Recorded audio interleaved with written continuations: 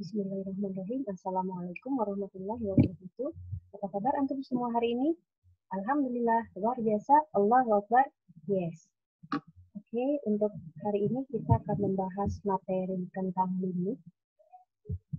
Limit itu digunakan untuk menyatakan sesuatu yang nilainya mendekati nilai tertentu. Atau bisa kita artikan limit itu adalah batas. Jadi limit itu adalah batas yang mendekati nilai tertentu. Nah, limit biasanya dinotasikan seperti ini, dibaca limit X mendekati A. A ini adalah suatu konstanta. Dari sebuah fungsi fx, maka nilainya mendekati L. Ya. Nah, ini bisa diartikan jika X mendekati A dengan syarat X tersebut tidak sama dengan A, maka nilai fx mendekati nilai L. Nah, pendekatan limit X dari kiri dan dari kanan. Pendekatan dari kiri, ini pendekatan dari kanan. Misalkan saya ambil limit X mendekati 2. Nah, maka pendekatan dari kanan, nanti di atas 2 ya, bisa 2,1, bisa 2,2, bisa 2,3, 2,4, dan seterusnya. Nah, kalau mendekati dari kiri, berarti sebelum angka 2, berarti berapa? 1,9, 1,8, 1,7, 1,6, dan seterusnya ke kiri ya. Nah, sebagai contoh, nilai ya, limit X mendekati A dari fungsi fx itu akan ada nilainya jika limit X mendekati A dari kanan itu sama dengan limit X mendekati A dari kiri. Jadi ketika mendekati dari kanan dan dari kiri itu nilainya sama, maka limit tersebut ada nilainya. Akan tapi jika limit X mendekati A dari kanan itu tidak sama dengan limit X mendekati A dari kiri, maka tidak ada nilai limitnya. Nah, untuk yang pertama ini tidak perlu saya kasih contoh, saya kasih gambaran yang limit tersebut tidak ada nilainya. Nah, contohnya yang ini, limit X mendekati 5 dari X plus 5 dibagi X min 5. Ya. Jadi kita masukkan dulu. Kalau kita masukkan ini X-nya, jadi artinya X ini kita substitusikan ke dalam fungsi. Ya. 5 ditambah 5, 10, per 5 dikurangi 5 itu 0. Ya. 10 dibagi 0 berapa? Hasilnya tak terhingga. Ya. Hasilnya tak terhingga. Akan tapi ini perlu kita cek kebenarannya. Caranya gimana? Kita cek dulu limit kiri, ya. Artinya limit X mendekati 5 dari kiri. X plus 5 per X min 5. Nah, X mendekati 5 dari kiri, itu X-nya bisa berapa? X-nya bisa 4,9 gitu ya. 4,8. Nah, kita misalkan ambil 4,9. 4,9 ditambah 5, 4,9 ditambah 5, di sini 4,9 dikurangi 5, gitu ya. Ini hasilnya positif ya, positif. Sedangkan 4,9 dikurangi 5, hasilnya negatif. Maka positif dibagi negatif, hasilnya negatif, gitu ya. Di sini kalau kita jumlahkan berapa nih? Di sini 9,9, di sini dibagi negatif 0,1 gitu ya. Nah, karena pembagiannya besar maka hasilnya minus mendekati tak terhingga. Kemudian kita cari limit kanannya. Limit kanannya. Berarti limit X mendekati 5 dari kanan. Ya, di sini X plus 5 per X min 5. Kalau X mendekati 5 dari kanan, berarti X-nya berapa? Kisarannya sekitar 5,1, 5,2, dan seterusnya ya. Nah, sekarang kita substitusikan. Ini 5,1 ditambah 5. Di sini 5,1 dikurangi 5. Nah, ini hasilnya berapa? 10,1, di sini 0,1. Ini nilainya positif, penyebutnya bernilai positif juga, maka hasilnya akan positif. Nah, karena besar ya, mendekati tak terhingga, maka di sini nilainya adalah positif tak terhingga. Nah, karena limit X mendekati 5 dari kiri, X plus 5 dibagi X min 5 itu tidak sama dengan limit X mendekati 5 dari kanan. Ya, ini karena hasilnya berbeda ya.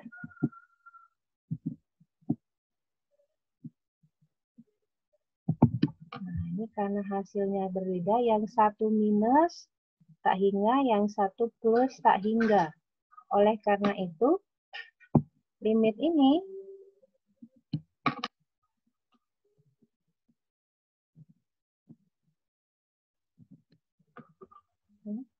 maka limit X mendekati 5 dari X plus 5 per X min 5 itu tidak ada. Di sini bisa dipahami ya. Nah, selanjutnya saya jelaskan beberapa sifat limit. Ada 9 sifat limit. Yang pertama, limit X mendekati A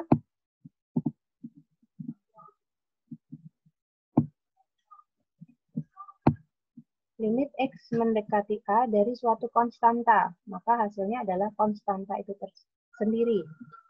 Kemudian limit X mendekati A dari X, maka kita substitusikan X-nya kita ganti dengan A. Kemudian limit X mendekati A dari konstanta kali suatu fungsi. Nah, maka konstantanya ini kita pindah ke depan, gitu ya, baru kita limitkan fungsi tersebut. Kemudian limit X mendekati A dari Fx ditambah Gx, maka ini bisa kita pecah menjadi limit X mendekati A dari Fx ditambah limit X mendekati A dari Gx. Selanjutnya, limit X mendekati A dari Fx min Gx, ini kita pecah juga, bisa menjadi limit X mendekati A dari Fx dikurangi limit X mendekati A dari Gx. Nah, selanjutnya, limit X mendekati A, nah, perkalian fungsi Fx kali Gx, ini bisa kita pecah begini ya, limit F mendekati A dari Fx kali limit X mendekati A dari Gx. Kalau pembagian gimana? Nah, pembagian pun bisa kita pecah menjadi begini ya. Nah, ini dengan syarat limit X mendekati A dari Gx, ya, penyebutnya tidak boleh sama dengan 0. Ya. Selanjutnya, kalau bentuk pangkat gimana? Limit X mendekati A dari fungsi Fx pangkat N. Nah, maka ini ada di dalam kurung dulu ya limitnya, baru kita pangkatkan hasilnya. Kemudian limit X mendekati A dari bentuk akar, gitu ya. Maka ini limitnya ada di dalam akar ya. Kemudian kita pangkatkan. Pangkat N. Nah, agar lebih paham kita langsung kita lanjutkan dulu. Nah, jenis limit itu ada dua. Ya. Jenis limit ini ada dua. Ada limit X mendekati suatu konstanta dari suatu fungsi. Ya. Konstanta ini berarti adalah angka berapa aja ya. Kemudian limit yang kedua itu limit X mendekati tak terhingga. Kalau di sini angka bisa 2, 3, 4, 5. Kalau ini limit X mendekati tak terhingga dari suatu fungsi. Nah, untuk limit X mendekati konstanta dari suatu fungsi, itu cara menentukannya, menentukan nilai limitnya. Yang pertama, kita substitusikan ya konstanta tersebut ke dalam fungsi Fx. Nah, ada yang langsung ketemu hasilnya, ada yang hasilnya tidak ada ya, atau hasilnya 0/0. Ada langsung hasilnya. Nah, ini jika hasilnya 0/0 gitu ya, maka lakukan langkah selanjutnya.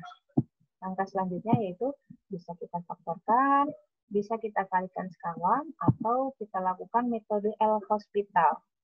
L-Hospital ini adalah menurunkan pembilang dan penyebutnya. kan, tapi di sini kita belum bahas yang ini ya, karena kita belum belajar turunan. Nah, langsung ke contoh soal yang pertama. Limit X mendekati 2 dari X kuadrat plus 1 ditambah X kuadrat min 3. Nah, ini contoh yang pertama. Kalau kita substitusikan X-nya 2, berarti 2 kuadrat sama dengan 4 ya. 4 ditambah 1. Di sini 4 dikurangi 3. Berarti hasilnya adalah 5/1. 5/1 berapa nilainya? 5. Ya, berarti hasilnya berapa? Hasilnya 5.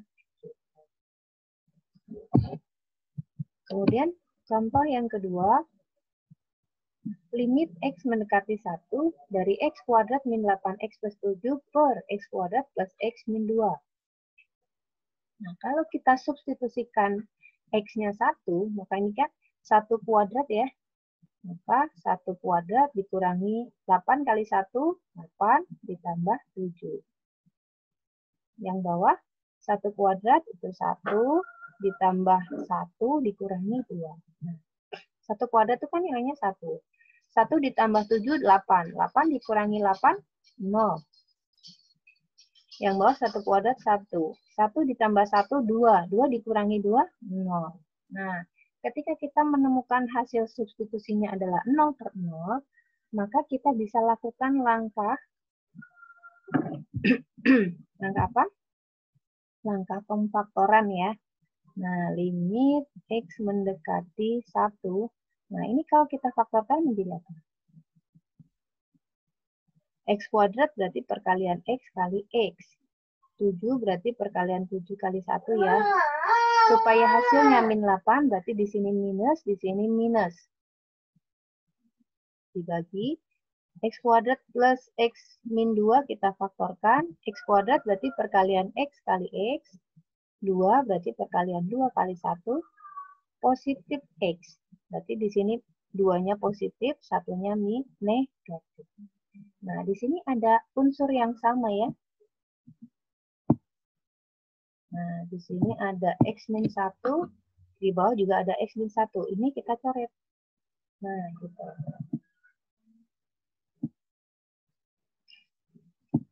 Sehingga menjadi apa? Sehingga menjadi limit X mendekati 1 dari X min 7 dibagi X plus 2. Nah, sekarang kita substitusikan. Kalau X-nya 1, berarti 1 dikurangi 7 dibagi 1 ditambah 2. Apa nih? Min 6/3. Hasilnya adalah min 2. Maka hasil limit tersebut adalah min 2. Nah, sekarang contoh yang ketiga. Limit X mendekati 2 dari akar 2X plus 5 dikurangi 3 per X kuadrat min 4. Untuk bentuk akar ini, gimana caranya? Caranya, kalau kita substitusikan ya, kalau X-nya kita ganti 2. 2 kali 2, 4. 4 ditambah 5, 9. Akar dari 9, 3. 3 dikurangi 3, 0. Ya kan? Kemudian kita substitusikan X-nya 2. 2 kuadrat berarti 4. 4 dikurangi 4, 0. Oke. Nah, berarti kita nggak bisa substitusi. Sehingga kita bisa lakukan apa? Kalau ada akar, berarti kita kalikan dengan akar sekawan. Ya. Akar sekawannya, nah ini min 3 dibagi X kuadrat min 4. Akar sekawannya apa? Kalau di sini minus, maka sekawannya adalah plus ya. 2X plus 5 ditambah 3. Akar 2X plus 5 ditambah 3. Nah, selanjutnya. Nah, ini bentuk ini kan sama ya. Ya, maka kita bisa pakai rumus yang ini. A min B kali A plus B, maka hasilnya adalah A kuadrat min B kuadrat. Kalau yang penyebutnya tidak sejenis, maka kita tulis ulang. Ya. Berarti yang atas ini menjadi apa? Kalau akar kita kuadratkan gitu ya. Kita kuadratkan, maka hasilnya adalah nilai itu sendiri. Ya. Sehingga akarnya hilang menjadi 2X plus 5. Gitu ya. dikurangi 3 dikuadratkan itu 9. Kemudian ini X kuadrat min 4, gitu. Kita kurangi akar 2X plus 5 ditambah 3. Nah, selanjutnya, kalau kita buka kurungnya, di sini limit X mendekati 2, 2X, 5 dikurangi 9, berapa?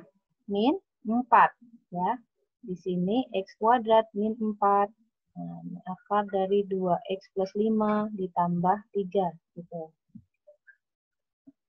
Nah, selanjutnya apa nih yang bisa kita lakukan nih? Ya, ini bisa kita faktorkan ya. Limit X mendekati 2, gitu ya. Kalau kita keluarkan 2, berarti di sini menjadi X min 2. Gitu ya. Kemudian X kuadrat min 4 itu bisa kita faktorkan sama seperti ini, ya. Rumus ini. Sama seperti rumus ini.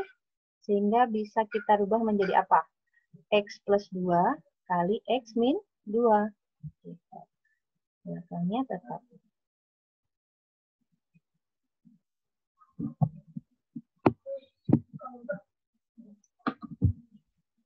Di sini akar 2X plus 5 ditambah 3.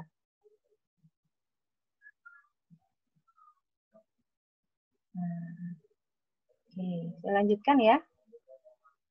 Berarti gimana? Ini bisa dicoret ya. Di atas ada X min 2, di bawah ada X min 2. Ya, maka ini bisa kita coret. Nah, yang ini bisa kita coret. Ini kita coret dengan ini. Ya, sehingga menjadi apa? Sehingga menjadi limit X mendekati 2. Atasnya tinggal 2 ya. 2 per gitu. Bawahnya X plus 2 kali akar 2X plus 5 ditambah 3. Nah, kalau sudah jadi begini, baru kita substitusikan. Nilai X-nya 2. Berarti berapa nih? Di atas tetap 2. 2 ditambah 2 berarti 4 kali 2 kali 2, 4. 4 ditambah 5, 9. Akar 9 itu 3. Ya, tambah 3. Sehingga berapa nih? 2 per 4 kali 6. Ini bisa kita coret ya. Di sini dapat 1, di sini dapat 2, maka hasilnya adalah 1, 2 kali 6 itu 12. Maka hasilnya adalah 1 per 12.